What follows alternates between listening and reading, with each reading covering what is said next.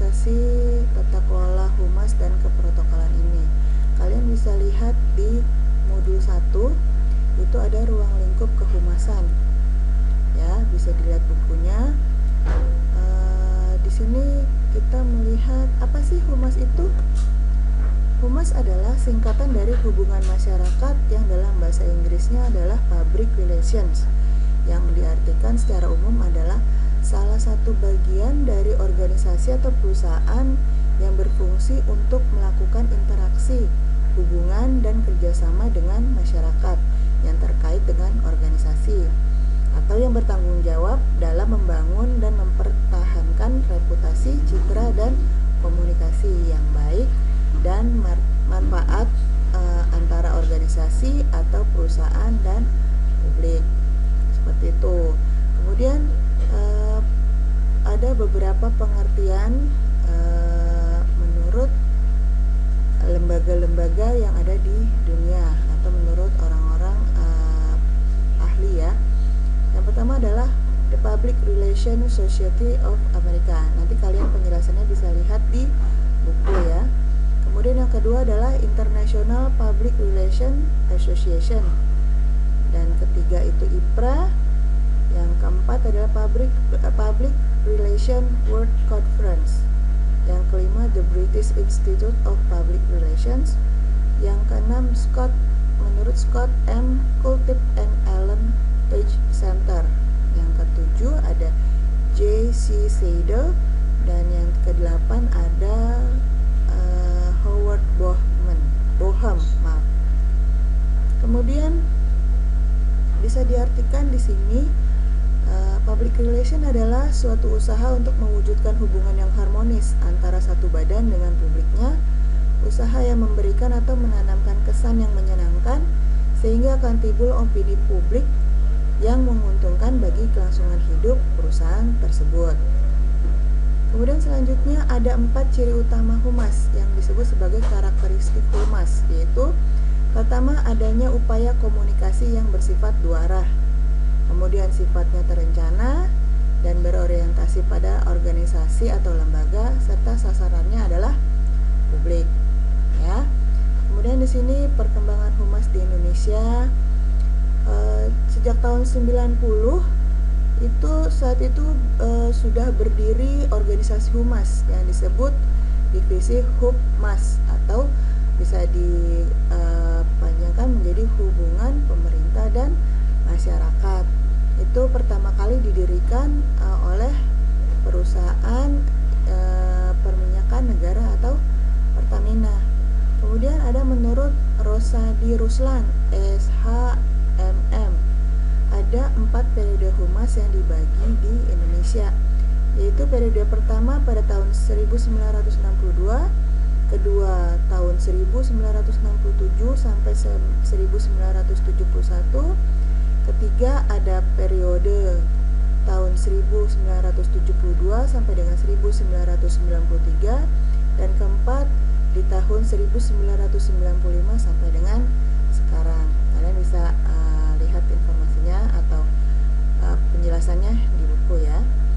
Kemudian ada latar belakang konsep humas. Ada 2 konsep yang menjadi latar belakang humas, yaitu konsep tradisional dan modern. Bisa diartikan di sini konsep tradisional dari suatu bisnis mempunyai karakteristik tertutup, terbatas, dan bersifat eksternal. Sedangkan konsep modern dari suatu bisnis yaitu mempunyai karakteristik terbuka, tersebar luas, dan bersifat internal atau eksternal. Selanjutnya di sini ada berbagai konsep humas ya. Tadi sudah dijelaskan sedikit. Di sini penjelasan lebih detailnya yaitu konsep tradisional tertutup, konsep tradisional terbatas, konsep tradisional eksternal, konsep modern terbuka, konsep modern tersebar luas, dan konsep modern internal dan eksternal. Kemudian tujuan humas menurut Griswold itu adalah untuk meningkatkan semangat kerja karyawan dan bagaimana membangun hubungan yang harmonis antara pimpinan dan karyawan yang menekankan pada internal publik. Itu memberikan dukungan, bantuan, dan partisipasi dari publik dalam bentuk sarana, prasarana, tenaga, dan dana untuk memudahkan pencapaian tujuan organisasi. Kemudian yang B, menciptakan rasa tanggung jawab dari masyarakat akan berkelangsungan program organisasi secara efektif dan efisien. Yang ketiga, melibatkan publik dalam penyelesaian berbagai masalah yang dihadapi oleh organisasi.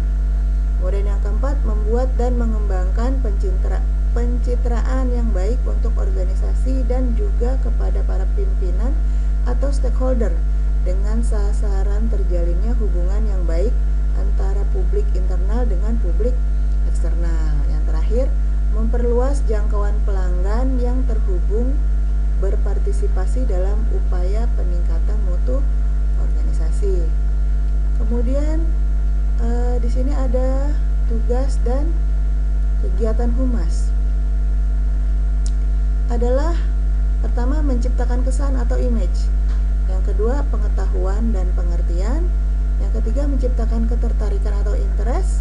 Yang keempat, penerimaan. Yang kelima adalah simpati.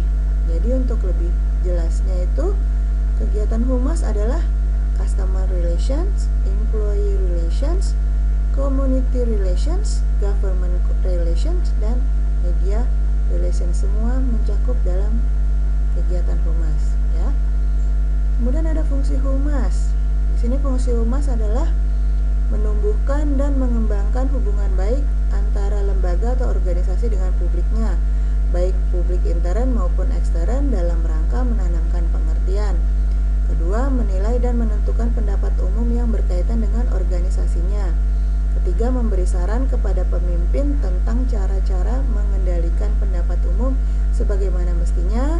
Yang keempat, menumbuhkan motivasi dan partisipasi publik dalam rangka menciptakan iklim pendapat publik yang menguntungkan organisasi atau lembaga. Kemudian yang terakhir adalah menggunakan komunikasi untuk mempengaruhi umum. Itu tadi fungsi humas utama, ya. Kemudian yang berikutnya adalah fungsi humas menurut Edward L. Bernays. Yang pertama adalah memberikan penerangan kepada publik. Kedua, melakukan persuasi pada publik untuk mengubah sikap dan tingkah laku publik. Yang ketiga, upaya menyatukan sikap dan perilaku lembaga sesuai dengan sikap dan perbuatan masyarakat atau sebaliknya. Kemudian yang ketiga, ini ada fungsi humas menurut Janalis Janait. Beliau memberikan dua fungsi humas, yaitu fungsi konstruktif dan korektif. Kalian bisa lihat penjabarannya di buku.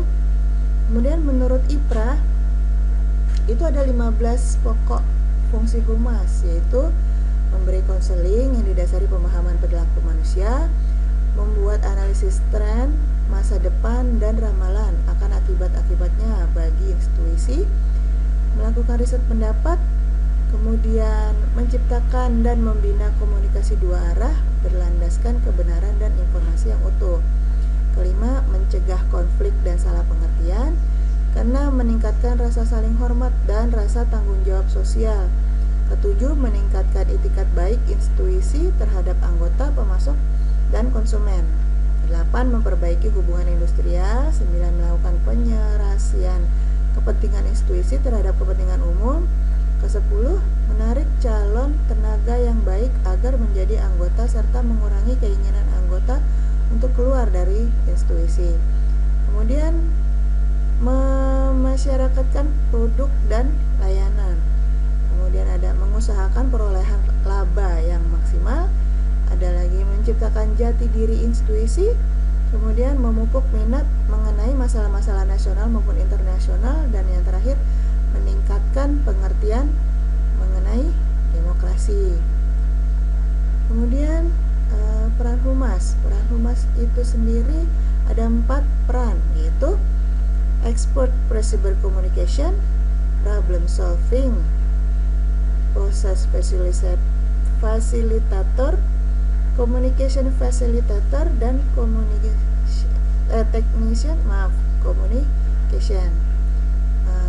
sini peran humas sangat krusial bagi sebuah organisasi. Bisa dikatakan seorang humas adalah wajah dari organisasi itu sendiri. Ia harus memahami secara detail seluk-beluk dan segala informasi yang berkaitan dengan organisasi itu tersendiri.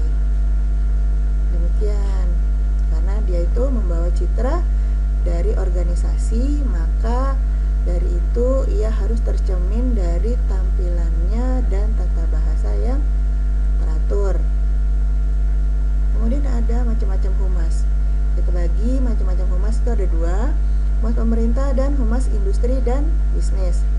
Di sini karakteristik dari program atau kegiatan pemerintah itu ada tiga, yaitu program pemerintah ditunjuk untuk masyarakat luas, yang kedua sering kali hasilnya abstrak, dan ketiga program pemerintah selalu mendapatkan controlling atau pengawasan dari berbagai kalangan, terutama pers, lembaga swadaya masyarakat, dan sebagainya. Kemudian humas industri dan bisnis adalah humas yang dibentuk dalam kegiatan industri dan bisnis yang skalanya besar dengan tujuan untuk menjaring masyarakat dalam hal target marketing maupun pengaruh kebijakan perusahaan. Kemudian kita lanjut dengan aspek-aspek humas. Aspek humas itu ada aspek layanan, komunikasi, kesetiaan, produktivitas, dan aspek etika dan moral. Kemudian manfaat public relations. Menurut Frank Jeffkin, manfaat khusus keberadaan public relation itu adalah manajemen krisis, penertiban desktop, identitas perusahaan, hubungan parlementer, dan public relation finansial. Kemudian adapun proses tahapan-tahapan public relations dibagi menjadi 4 tahap. Yaitu fact finding atau pencarian fakta, kemudian ada planning decisions atau perencanaan pengambilan keputusan, kemudian ada communication atau komunikasi, dan terakhir adalah evaluation atau mengevaluasi. Demikian anak-anak materi kita hari ini. Ibu sudahi dulu. Jangan lupa untuk kerjakan tugas dan absennya di link yang sudah Ibu bagikan nanti. Kemudian juga jangan lupa untuk selalu patuhi protokol kesehatannya, kurangi mobilitas di luar ya. Ibu sudahi kali ini. Wabillahi taufiq wal hidayah. Wassalamualaikum warahmatullahi wabarakatuh.